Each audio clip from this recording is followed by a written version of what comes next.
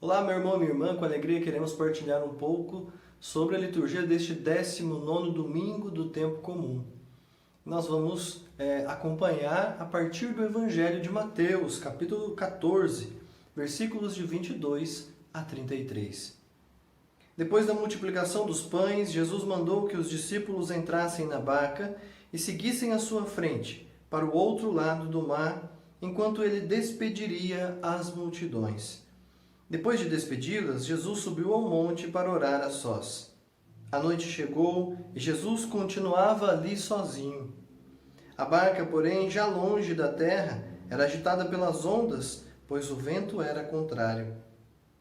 Pelas 3 horas da manhã, Jesus veio até os discípulos andando sobre o mar. Quando os discípulos o avistaram, andando sobre o mar, ficaram apavorados e disseram: "É um fantasma!" E gritaram de medo. Jesus, porém, logo lhes disse: "Coragem, sou eu, não tenhais medo."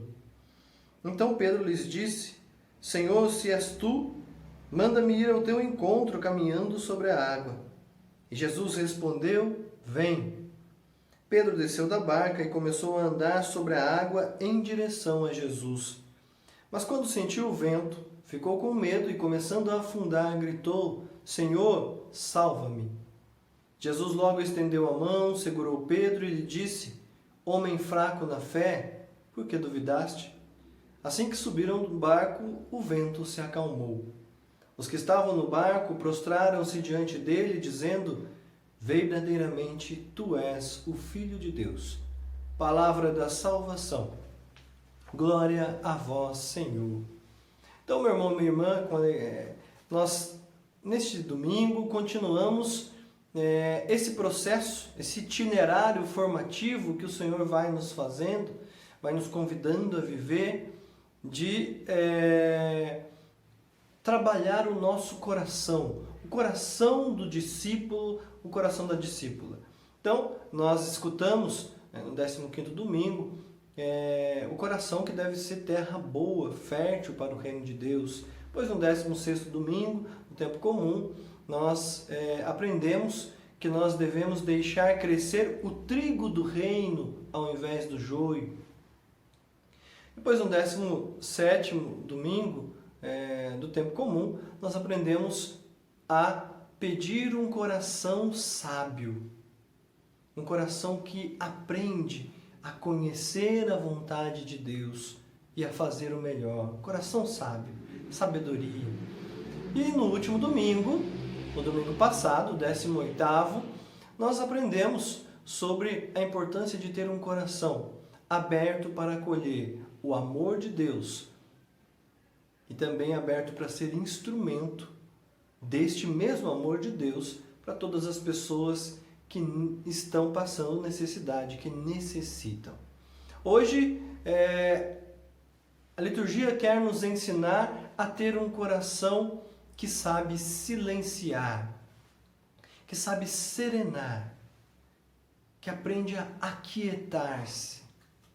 Então, é muito interessante quando nós vemos aqui no Evangelho que por 2 vezes Pedro teve o seu coração inquieto.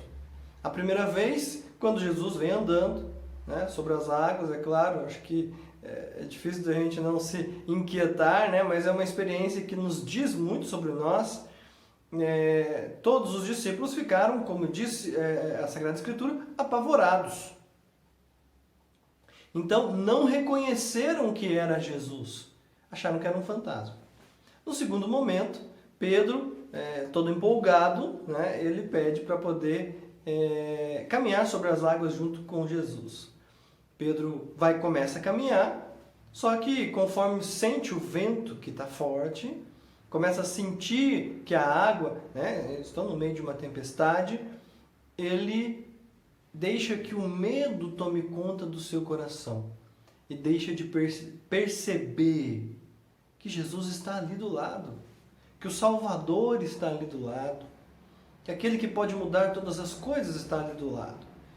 Então, antes mesmo dele começar a afundar na água, o seu coração começa a se afundar no medo, começa a se afundar no receio, nas preocupações e em tantas coisas. Então isso é um retrato próprio de cada um de nós, quando nós nos deparamos com uma realidade que não sabemos lidar, que é nova, que nos é desconhecida, nós acabamos tendo o nosso coração inquieto. No meio da tristeza, de uma perda, nosso coração vai se inquietando de diversas maneiras.